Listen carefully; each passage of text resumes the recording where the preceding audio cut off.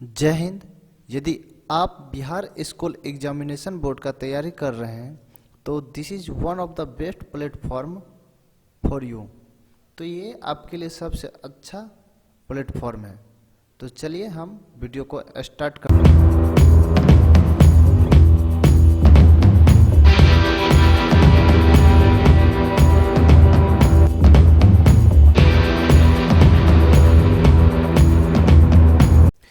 जैसे कि आप लोग जानते हैं कि मेरा जो भी टॉपिक चल रहा है वो समरी के ऊपर चल रहा है, यानी कि इंग्लिश में एग्ज़ाम में जो समरी आता है उसको हम लोग कैसे याद रखेंगे, कैसे लिखेंगे और कैसे आसान भाषा में हम लोग जवाब देंगे, तो उसके बारे में सीखेंगे। यहाँ पर लिखा हुआ है, आप स्लाइड्स पर देख सकते हैं, लिखा हुआ how to write a summary, यानी कि किसी भी समरी को कैसे लिखेंगे।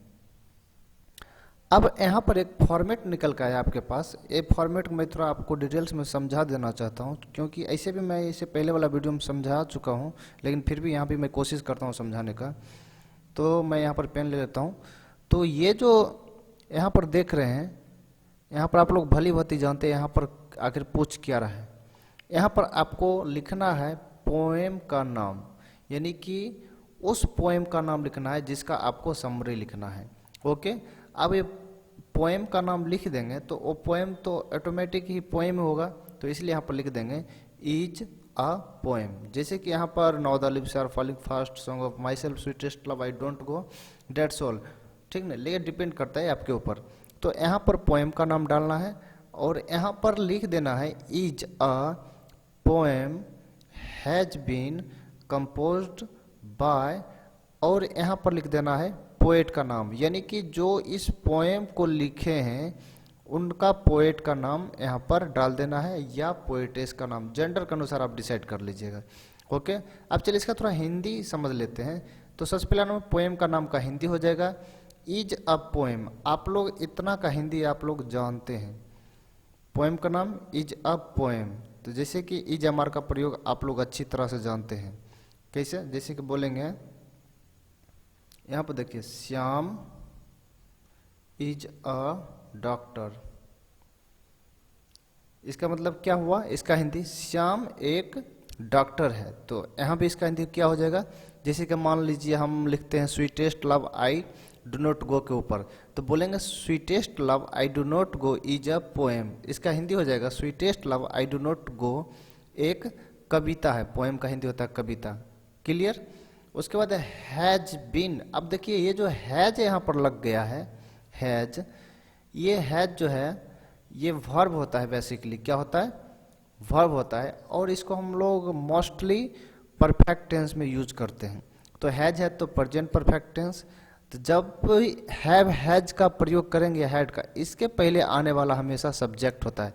डेट मीन्स ये poem name is a poem, यहाँ तक आपका क्या बन जाएगा? सब्जेक्ट। ओके, यानी कि sweetest love I do not go is एक कविता है जिसे हैज बीन कंपोज्ड, यानी कि जिसका रचना किया गया है या रचना किया जा चुका है, यानी कि हैज बीन कंपोज्ड रचना किया जा चुका है, बाय द्वारा। तो किसके द्वारा? उसका नाम यहाँ पर डाल देना है। ओके, यानी कि उस पोएट के द्वारा इस कविता का रचना किया जा चुका है या रचना किया गया है, सबसे बेहतर रहेगा। जब इतना बात आप लोग सीख जाएंगे और लिखना चालू कर देंगे तो बचता है अबाउट पोएट, यानी कि उस पोएट के बारे में लिखना है जिन्होंने उस पोएम को लिखे हैं। जो पोएट का नाम दीजिएगा उसके बारे में कुछ यहाँ पर लिख देना है, जो भी उसके बारे में हो, जो भी आपको इन्फॉर्मेशन हो उससे रिलेटेड आपको यहाँ पर डाल देना है। ओके, उसके बाद लिखना है इन दिस पोएम, यानी कि इन दिस पोएम सभी समरी में लागू होगा। ही या सी डिस्क्राइब्स, टॉक्स, एक्सप्रेसेज, तीनों में से कोई भी वर्ड आप यूज कर सकते हैं यहाँ पर। तो हम चलिए यहाँ पर मैं बोलता हूँ ही डिस्क्राइब्स।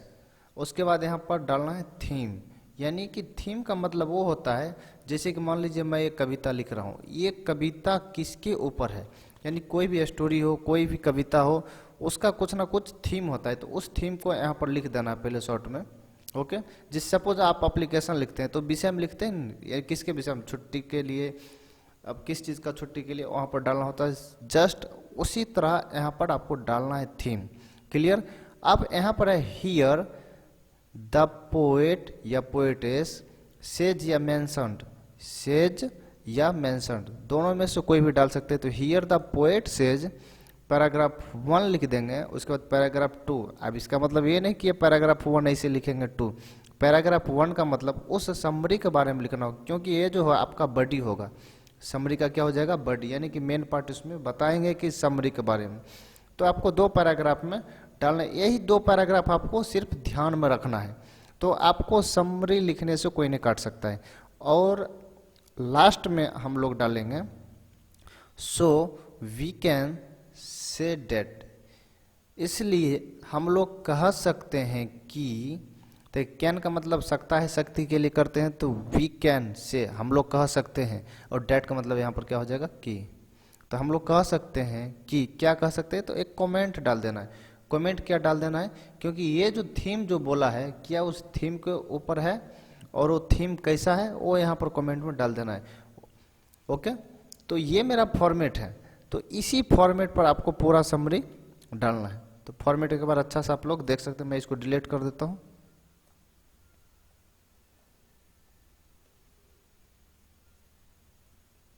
डिलीट हो गया, देख लीजिए अच्छा सा फॉर्मेट। ये फॉर्मेट आप लोग नोट कर लीजिए, इसी फॉर्मेट पर पूरा समरी लिखा जाएगा। क्लियर। अब चलते हैं आगे। आज का जो मेरा पोएम होगा वो होगा sweetest love I do not go के ऊपर।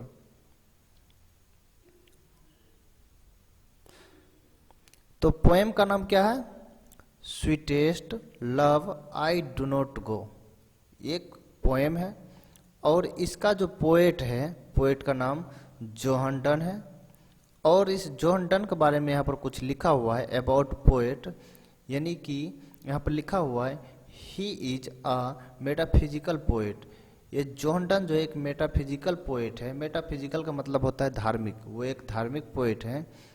और थीम, इस कविता का थीम क्या है, इस कविता में उन्होंने क्या किया, ही डिस्क्राइब्स, वे वर्णन करते हैं इस कविता में द मोमेंट, यानी कि उस पल को वर्णन करते हैं जब, व्हेन का मतलब जब, he parts away from his beloved and more, कहता है कि जब वो अपने बिलव्ड से दूर होते हैं। चलिए इसका थोड़ा सा हिंदी डिटेल्स में समझ लेते हैं। देखिए यहाँ जो व्हेन का मतलब जब हो जाएगा, और ही पार्ट्स अवे, पार्ट्स अवे मतलब होता है दूर होना, पार्ट्स अवे का मतलब दूर होना, फ्रॉम मतलब से दूर होना, किससे दूर होना है, तो उसका नाम यहाँ पर डाल देना हिज बिलव्ड। हिज मतलब यहाँ पर उसका नहीं, ही का खुद, हिज का खुद सब्जेक्ट है, तो इसका मतलब अपना हो जाएगा। तो अपने बिलव्ड से, अपने प्रेमी से वो दूर होते हैं, और उसका प्रेमी का नाम यहाँ पर डाल दिया है एन मोरे, और इसको इन्वर्टेड कोमा के अंदर डाल देना, यहाँ भी इन्वर्टेड कोमा होगा। ओके, और लास्ट में अपना क्या लिखना होता है, कमेंट। लास्ट में क्या लिखना होता है, कमेंट। अब कमेंट क्या है, इस कविता में जो बताया गया है एक लव के ऊपर चर्चा किया गया है, यानी कि एक ट्रू लवर के बारे में बताया गया है। तो बोल सकते हैं it is a very beautiful love poem, यह बहुत सुंदर प्रेम कविता है। तो इतना ही बात आपको उस फॉर्मेट में डालना है और आपका समरी बनकर तैयार हो जाएगा। चलिए देखते हैं कैसे समरी तैयार होता है। अब यहाँ पर सबसे पहले आपका जो टॉपिक है वो है sweetest love I do not go, और इसको हम लोग देखते हैं इस तरीका से आपको समरी बन के आएगा। तो सबसे पहले क्या था उस फॉर्मेट में, पोएम का नाम। तो देखिए यहाँ पर पोएम का नाम दिया हुआ है sweetest love I do not go is a poem, एक कविता है, हैज बीन कंपोज्ड बाय, रचना किया गया है, द्वारा, किसके द्वारा, जोहन डॉन के द्वारा, जोहन डॉन के द्वारा रचना किया गया है। He was a metaphysical poet, वे एक धार्मिक कवि हैं। इन दिस पोएम, कहता इस कविता में, ही डिस्क्राइब्स, वे वर्णन करते हैं द मोमेंट, उस पल को, द मोमेंट, अब दा का मतलब उस नहीं, वो डिफिनिट यहाँ पर बनाता है। आर्टिकल में हम लोग दा के बारे में अच्छा से पढ़ेंगे, फिलहाल समझिए द मोमेंट यानी कि उस पल को, व्हेन जब, ही पार्ट्स अवे जब वो दूर होते हैं, फ्रॉम हिज बिलव्ड अपने बिलव्ड से वो दूर होते हैं, अपने प्रेमिका से दूर होते हैं, उसका प्रेमिका का नाम यहाँ पर दिया गया है इन्वर्टेड कोमा के अंदर, एनामोरे। ओके, उससे जब वो दूर होते हैं उसके बारे में वो वर्णन करते हैं। इसका थीम यही है। अब यहाँ पर हियर, यहाँ द पोएट सेज डेट, कवि कहते हैं कि he is on a journey, कहता वे एक जर्नी पर होते हैं, अवे फ्रॉम हिज बिलव्ड, कहता अपने प्रिय से दूर जर्नी पर होते हैं। और वो कहते हैं एंड अटर्ड मतलब होता है कहना, या पास्ट में है तो कहा, एंड अटर्ड हिज बिलव्ड, और उसने अपने बिलव्ड से कहा not to be gloomy, be मतलब होना, ग्लूमी मतलब उदास, उदास होना, क्या उदास होना, यहाँ पर नोट लग गया तो उदास नहीं होने के लिए। तो uttered his beloved, uttered his beloved अपने बिलव्ड से कहा नॉट टू बी ग्लूमी, यानी कि ग्लूमी नहीं होने के लिए, उदास नहीं होने के लिए, ही वुड रिटर्न वह वापस आएगा, सुन यानी कि जल्द, वह बहुत जल्द ही वापस आएगा। ही कंपेयर्स, कंपेयर्स मतलब तुलना करना, यानी कि वह तुलना करते हैं हिमसेल्फ, वो खुद को तुलना करते हैं किसके साथ, टू द सन यानी कि सूरज के साथ खुद का तुलना करते हैं। अब यहाँ पर ये पॉइंट क्यों दिया गया है, वो यहाँ पर ये बात बोलते हैं, वो सूरज का उदाहरण देते हैं कि अगर वो पूरब से निकलकर पश्चिम में डूबता है तो फिर कल हो के सुबह वो पूरब में रिटर्न आ जाते हैं, तो इसीलिए वहाँ पर ये कंपेयर करते हैं खुद का सूरज के साथ, यानी कि वो भी रिटर्न होंगे।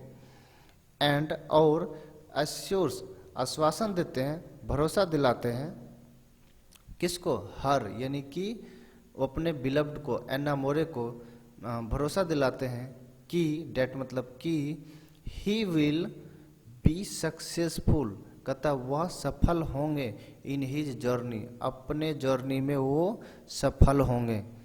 ये हो गया पैराग्राफ 1, ये आपको याद रखना। यदि इसमें कहीं भी आपको हिंदी में प्रॉब्लम हुआ होगा समझने में, तो आप एक बार फिर से वीडियो को बैक जा कर के देखें, नहीं तो कमेंट में पूछे यहाँ पर इस सेंटेंस का मतलब नहीं समझा, इसका हिंदी क्यों आया, तो मैं उसका रिप्लाई 100% हर कमेंट को देने वाला हूँ।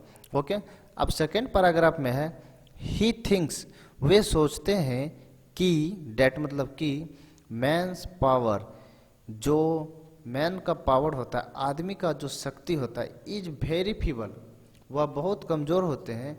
And Niels down, Niels down मतलब होता है घुटने टेक देना, नील्स डाउन या हार मारना, इसका ये भी हो जाता है। एंड नील्स डाउन व्हेन, जब हीज लक डिसफेवर हिम, जब उसका भाग उसके साथ नहीं देता है तो अपने आप में क्या हो जाता है, घुटने टेक देता है, यानी कि हार मान जाता है। ऑल्सो कहता और, ही परस्यूट्स, कहता है वे, परस्यूट्स का मतलब क्या होता है, भरोसा दिलाना। ही परस्यूट्स, वो भरोसा दिलाते हैं, किसको दिलाते हैं, तो हीज बिलव्ड, अपने बिलव्ड को भरोसा दिलाते हैं। नॉट टू वीप, कहता रोने के लिए नहीं, वो भरोसा दिलाते हैं कि नहीं रोना, और साय नहीं आहे भरना, साय मतलब आहे भरना होता है। बिकॉज क्योंकि, she is a part of him, क्योंकि वे भी उसका एक हिस्सा है। ओके, तो ये पैराग्राफ 2 हो गया। बस यही 2 पैराग्राफ आपको याद रखना है और आपका समरी कंप्लीट हो जाएगा। और लास्ट में क्या है, so we can say that, ये तो हर पोएम में लागू होगा, और ये मटेरियल तो मैं खुद दे ही देता हूँ, हर फॉर्मेट में दिया हुआ है। It is very beautiful love poem. अब जो दूसरा होगा उसमें कोई और होगा, तो जितना भी मैं आपको मटेरियल देता हूँ आप उसका यूज करना सीखें। 1-2 बार आप प्रैक्टिस कर लेंगे तो मैं यकीन दिलाता हूँ कि आप समरी कभी भूल नहीं सकते हैं।